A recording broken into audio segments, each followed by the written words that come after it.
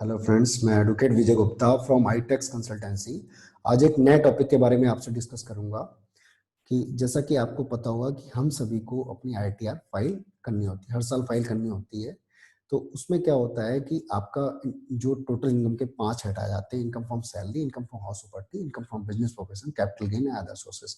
इस पांचों हेड की इनकम के टोटल के ऊपर क्या होता है कि कुछ डिडक्शन अंडर सेक्शन 80C से 80U तक के डिडक्शन का बेनिफिट दिया जाता है। मतलब जितने वो डिडक्शन होते हैं उतने से वो इनकम और कम हो जाती है। मतलब हमें टैक्स जो टैक्सेबल अमाउंट है वो हमारी कम हो जाती है। तो होता यह है कि अगर हमारी जो इनकम अगर किसी एसएससी की अप टू 2.5 लाख है तो उस पर उसको कोई टैक्स देने की जरूरत नहीं है, क्योंकि 2.5 लाख रुपए तक की इनकम गवर्नमेंट ने वैसे ही माफ करी हुई है। तो उसमें कोई भी इन्वेस्टमेंट सोचने की जरूरत नहीं है।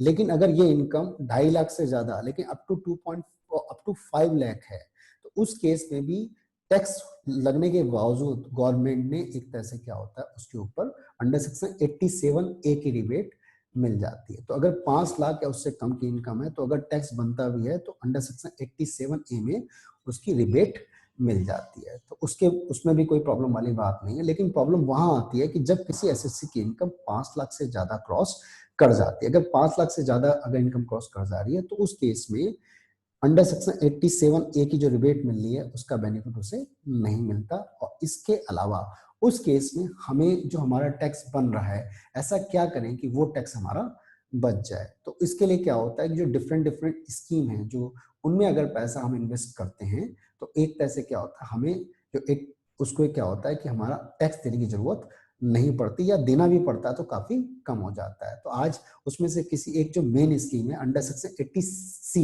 का जो डिडक्शन होता है, जो मोस्टली हर किसी के ऊपर एप्लीकेबल होता है और इसका बेनिफिट हर एसएससी लेना चाहता है, उसके बारे में हम डिस्कस करने जा रहे हैं। ठीक है सर। तो पहली बात तो अंडर सेक्शन 80C में किस तरह की स्कीम का बेनिफिट मिलता है। तो अगर कोई पर्सन जिसने अपनी एलआईसी में या मेन प्रोविडेंट फंड में जो पैसा डिपॉजिट है, जो इन्वेस्ट करा हुआ है, तो उसको अंडर सेक्शन 80C में उसका डिडक्शन का बेनिफिट मिलता है। और इसके अलावा जो जो मैक्सिमम डिडक्शन 80C का वो है 1.5 लाख, मतलब 1.5 लाख रुपए तक का डिडक्शन का बेनिफिट मिल सकता है। अगर इन स्कीम में 1.5 लाख रुपए से ज्यादा का पैसा आपने जमा करा हुआ है तो 80C में केवल जो डिडक्शन है वो 1.5 लाख रुपए तक सीमित है, इससे ज्यादा का डिडक्शन नहीं मिलेगा। अब इसके कुछ कंटेंट की मेन कंटेंट की बात कर लेते हैं जो हम सबके लाइफ के ऊपर एप्लीकेबल होता है। इसमें सबसे पहला और इम्पोर्टेंट डिडक्शन आ जाता है एलआईसी का। एलआईसी के बारे में तो हम में से हर कोई जानता है।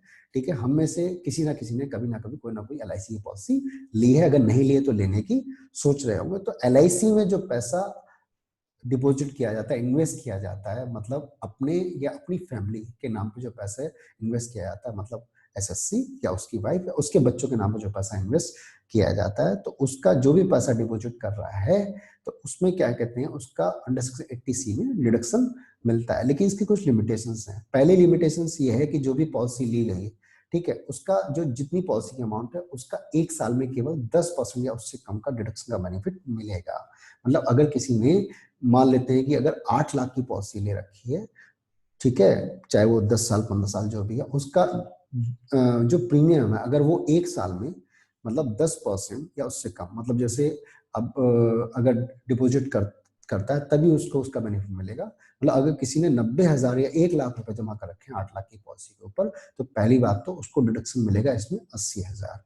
ठीक है, और दूसरा ये जो लिमिट है वो 80C की टोटल लिमिट से ज्यादा नहीं हो सकती, मतलब 1.5 लाख से ज्यादा नहीं हो सकती। ठीक है, बाकी इसमें डिफरेंट डिफरेंट प्लान आ जाते हैं, वो तो खैर बात की बात है, वो किसी और वीडियो में हम डिस्कस कर लेंगे। सेकंड आ जाता है सुकन्या समृद्धि योजना। जो हमारी गवर्नमेंट है, जो बेटी बचाओ और बेटी बढ़ाओ योजना के तहत इस स्कीम को लॉन्च किया गया। इसका मेन पर्पस था कि जो हमारी जो गर्ल चाइल्ड है, ठीक है, एक तरह से उनका उनका बचाव करना, उनका भरण पोषण करना। ठीक है, जिनके भी यहाँ अगर बच्चियां हैं तो वो एक तरह से उनका लालन पास जो पोषण करने में उनको आसानी रहे, मतलब उनको पालने में आसानी रहे, तो इसलिए गवर्नमेंट ने सुकन्या समृद्धि योजना की स्कीम लॉन्च करी। ठीक है, तो इसमें क्या है कि आप किसी बैंक या पोस्ट ऑफिस में जब ये अकाउंट आप ओपन करते हो अपनी बेटी के नाम से, तो उस केस में क्या होता है कि इसमें जो पैसे आप जमा करते हो तो उसको 80C में अंडर सेक्शन 80C में उसका डिडक्शन का बेनिफिट मिलता है। बस इतना होता है कि ये स्कीम जो है, अगर आपके घर में क्या कहते हैं एक बच्चा है, तो एक बच्चे के नाम पे कम से कम 250 और मैक्सिमम टू मैक्सिमम जो होता है वो 1.5 लाख रुपए तक का इसमें इन्वेस्टमेंट आप कर सकते हो। अगर 2 बच्ची हैं तो दोनों के नाम पे कम से कम 250 रुपए और मैक्सिमम दोनों का मिला के 1.5 लाख रुपए। और अगर ट्विंस हैं, लड़कियां ट्विंस हैं, उस केस में आपको तीन गर्ल चाइल्ड तक का जो सेविंग का बेनिफिट मिल सकता है, लेकिन मैक्सिमम लिमिट उसकी 1,50,000 है। ठीक है, तो ये हो गई सुकन्या समृद्धि योजना। अब आ जाती है प्रोविडेंट फंड की बात। ठीक है, तो इसमें जो होता है कि अगर एक आदमी जो कहीं जॉब कर रहा है, ठीक है, तो उसका अगर उसके ऊपर कोई मतलब जब जॉब कर रहा है, तो अगर उसके एम्प्लॉयर ने उसके नाम पे कोई प्रोविडेंट फंड अकाउंट चला रहा है, एम्प्लॉय प्रोविडेंट फंड अकाउंट चला रहा है, उसमें वो मतलब एम्प्लॉयर अपने पास से भी कुछ अमाउंट जमा करता है, ठीक है, सैलरी के 12% के आसपास। और इसके अलावा क्या होता है, एम्प्लॉय की सैलरी से भी वही सेम अमाउंट क्या करता है, कट करता है, ठीक है, डिपॉजिट करता है। तो वो पीएफ का पैसा जो होता है, जो एसएससी ने खुद अपने अकाउंट में, मतलब जो उसके मतलब जो उसने अपना हिस्सा जो डिपॉजिट किया हुआ, उसकी सैलरी से जो उसका हिस्सा कटा हुआ है एम्प्लॉय का, तो उसका डिडक्शन अंडर सेक्शन 80C में मिलता है। जैसे रिकॉग्नाइज्ड प्रोविडेंट फंड या स्टैट्यूटरी जो स्टैट्यूटरी जो प्रोविडेंट फंड है, उसमें जो पैसे डिपॉजिट कर रखे हैं, या फिर जो पब्लिक प्रोविडेंट फंड में जो पैसे जमा है, तो अंडर सेक्शन 80C में इसका पीएफ का डिडक्शन का बेनिफिट मिलता है। ठीक है, देखिए इसकी लिमिट भी क्या है, 1.5 लाख रुपए तक है। ठीक है, नेक्स्ट हम चल रहे हैं number 4, 5 year post office and bank deposit. अगर पोस्ट ऑफिस या बैंक में अगर 5 ईयर्स का कोई सेविंग बैंक डिपॉजिट अकाउंट अगर ओपन है, तो इसमें जो भी पैसे डिपॉजिट है उसका भी अंडर सेक्शन 80C में उसका बेनिफिट डिडक्शन का मिलता है, लेकिन लिमिट वही है 1,50,000। नेक्स्ट आ जाता है stamp duty and registration charges. अगर किसी पर्सन ने क्या कहते हैं कि अब कोई फ्लैट लिया या कोई प्रॉपर्टी ली, और उस प्रॉपर्टी का क्या होता है, अगर वो रजिस्ट्रेशन कराता है, तो रजिस्ट्रेशन करते समय उसके जो जो खर्चे लग रहे हैं, जैसे स्टाम्प ड्यूटी पेड होती है, ठीक है, और इसके अलावा जो रजिस्ट्रेशन चार्जेस हैं या डॉक्यूमेंटेशन चार्जेस हैं, उसका टोटल खर्चा जो होता है, ठीक है, वैलिड प्रूफ के साथ अंडर सेक्शन 80C में उसका डिडक्शन का बेनिफिट मिलता है। ठीक है सर। नेक्स्ट आ जाता है सीनियर सिटीजन सेविंग स्कीम। ठीक है, तो अगर सीधी सी बात है कि अगर किसी पर्सन ने क्या कर, अगर वो सीनियर सिटीजन है, उसके नाम पे कोई सेविंग स्कीम अगर सेविंग अकाउंट अगर ओपन है, तो सेविंग स्कीम में अगर पैसा जमा है और वो 5 इयर्स की अगर उसका टाइम पीरियड है, तो उस केस में क्या होगा, जो भी पैसे जमा होंगे उसको उसका बेनिफिट, मतलब जो भी पैसे जमा किए उसका बेनिफिट 80C में मिलता है। नेक्स्ट आ जाता है नेशनल सेविंग सर्टिफिकेट। तो नेशनल सेविंग सर्टिफिकेट जो होता है, उसमें जो पैसा लगाया गया, इन्वेस्ट किया गया, और साथ में जब वो पैसा किसी कहीं भी डिपॉजिट होता है, तो उसके ऊपर जो इंटरेस्ट मिल रहा है, ठीक है, तो उसकी प्रिंसिपल और जो इंटरेस्ट की अमाउंट जो होती है वो 100% क्या होती है, एग्जेम्प्ट होती है 80C में। ठीक है, तो ये एक मेन पॉइंट आ जाता है। नंबर 8 आ जाता है होम लोन प्रिंसिपल अमाउंट। ठीक है, हम लोगों ने कहीं ना कहीं अगर कोई फ्लैट वगैरह या कोई घर वगैरह अगर ले रखा है, उसके लिए कोई लोन ले रखा है, तो उसकी क्या चल रही होगी, आपकी मंथली इंस्टॉलमेंट चल रही होगी। ठीक है, तो जो साल भर में जो भी आपने इंस्टॉलमेंट पेड करी है, तो उसमें से जितनी आपकी प्रिंसिपल अमाउंट अगर आपकी गई हुई है, तो उसका डिडक्शन का बेनिफिट आपको 80C में मिल जाता है। जो इंटरेस्ट है वो तो आपका किसी दूसरे मतलब सेक्शन में उसका बेनिफिट मिलता है, जो हाउस प्रॉपर्टी में अंडर सेक्शन 24 है, ठीक है, उसमें उसका बेनिफिट मिल जाता है डिडक्शन का। इंटरेस्ट का मतलब जो ईएमआई गई हुई है उसके इंटरेस्ट का जो डिडक्शन का बेनिफिट अंडर सेक्शन 24 में मिलता है, और इसके अलावा जो उसकी प्रिंसिपल अमाउंट है उसका डिडक्शन का बेनिफिट आपका 80C में मिल जाता है। इसके अलावा 9th आ जाता है ट्यूशन फीस। अगर सीधी सी बात है, अगर आपका जो बच्चा है अगर स्कूल जाता है, प्ले स्कूल नहीं मतलब नॉर्मल स्कूल, क्या कहते हैं नर्सरी केजी या फर्स्ट में कहीं पर है, तो आपकी हर महीने की आपकी हर मंथली या क्वार्टरली या हाफ ईयरली या एनुअल फीस जो जाती है, तो उसमें से जो फीस होती है उसमें जो ट्यूशन फीस वाला पार्ट है वो अंडर सेक्शन 80C में उसका डिडक्शन का बेनिफिट मिलता है। इसके अलावा अगर आपके मैक्सिमम जो डिडक्शन का बेनिफिट मिलेगा, मैक्सिमम 2 चाइल्ड का, 2 बच्चों का, दो चिल्ड्रन है उनका फीस का बेनिफिट आपको मिलेगा मैक्सिमम 2 का। मैं फिर से रिपीट कर रहा हूं कि जो भी फीस आपने बच्चों के लिए जो खर्चा किया है उनकी एजुकेशन के ऊपर, तो जो स्कूल को आप फीस दे रहे हो उसमें से केवल जो ट्यूशन फीस है उसका डिडक्शन आपको टीसी में मिल जाता है, ठीक है। और किसी फीस का डिडक्शन आपको, ट्रांसपोर्ट वगैरह डिडक्शन आपको इसमें नहीं मिलता। नंबर 10 आ जाता है इंफ्रास्ट्रक्चर बॉन्ड।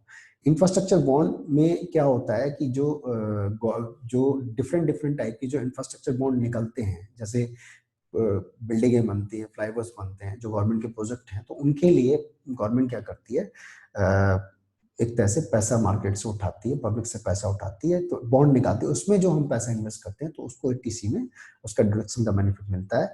इसके अलावा एक आ जाता है, नंबर 11 आ जाता है इक्विटी लिंक्ड सेविंग स्कीम, ठीक है। तो इक्विटी लिंक सेविंग स्कीम क्या है कि आपका जो म्यूचुअल फंड होते हैं, म्यूचुअल फंड की जो यूनिट्स होती है, म्यूचुअल फंड और यूटीआई की जो यूनिट्स होती है, उसमें जो पैसा आप इन्वेस्ट करते हो, जैसे शेयर मार्केट होती है ना, शेयर्स में आप पैसा इन्वेस्ट करते हो, ऐसी म्यूचुअल फंड की जो यूनिट्स है उनमें जो पैसा इन्वेस्ट किया जाता है, तो उसमें जो भी पैसे आपने जमा किए उसका अंडर सेक्शन 80C में उसका डिडक्शन का बेनिफिट इनकम टैक्स एक्ट में मिलता है, इनकम टैक्स एक्ट देता है। नेक्स्ट आ जाता है नेशनल पेंशन स्कीम, ठीक है। तो है क्या कि अगर किसी पर्सन ने नेशनल पेंशन स्कीम में अगर पैसे डिपॉजिट किए हैं, ठीक है, तो इसमें भी क्या होता है कि एक तरह से जो एग्जेम्पशन का बेनिफिट मिलता है, मतलब जो पैसे इसमें डिपॉजिट किए हर साल, ठीक है, वो तो उसका डिडक्शन मिलेगा ही, इसमें जो इंटरेस्ट मिलेगा वो भी एग्जेम्प्ट है, मतलब जो जो इसकी इनकम होगी वो भी एग्जेम्प्ट है, प्लस जब ये विड्रॉल करेंगे तो वो भी एग्जेम्प्ट है। लेकिन बस उसमें थोड़ा सा ये होता है कि जब आप पैसा विड्रॉल करते हो इसमें, तो उसमें से जो क्या होता है कि जो 60%, मतलब जो 60% अमाउंट है वो तो पैसा आपको हाथ के हाथ मिल जाता है, उस पर टैक्स नहीं लगता, लेकिन जो 40% है वो एक तरह से एन्युटी में इन्वेस्ट हो जाता है, ठीक है। तो उसमें जो पैसा फिर आगे क्या होता है, वो 40% के अमाउंट में जो पैसा आगे क्या है कि जो डिपॉजिट या विड्रॉल किया जाता है उसके ऊपर डिडक्ट एक तरह से क्या है टैक्स लगता है। बाकी जो पैसा है इसका जो है 100% एग्जेम्प्ट है, ठीक है सर। तो ये सारी बातें हो गई। अब इसमें अगर आपको वीडियो पसंद आता है तो प्लीज आपको इसको लाइक करिए और साथ में इसको औरों के साथ शेयर करिए ताकि इस इंफॉर्मेशन का बेनिफिट औरों को भी मिल सके। साथ ही इसको सब्सक्राइब करने के साथ साथ बेल आइकन प्रेस करना ना भूलें ताकि जो फ्यूचर में जो लेटेस्ट वीडियो आने वाले हैं उनकी इंफॉर्मेशन आप तक पहुंच सके। बाकी अगर आपको फिर भी कोई डाउट है तो मेरे पर्सनल कॉन्टैक्ट नंबर 9625122106 पर कॉल करके आप मुझसे अपनी क्वारी ले सकते हैं। Thank you.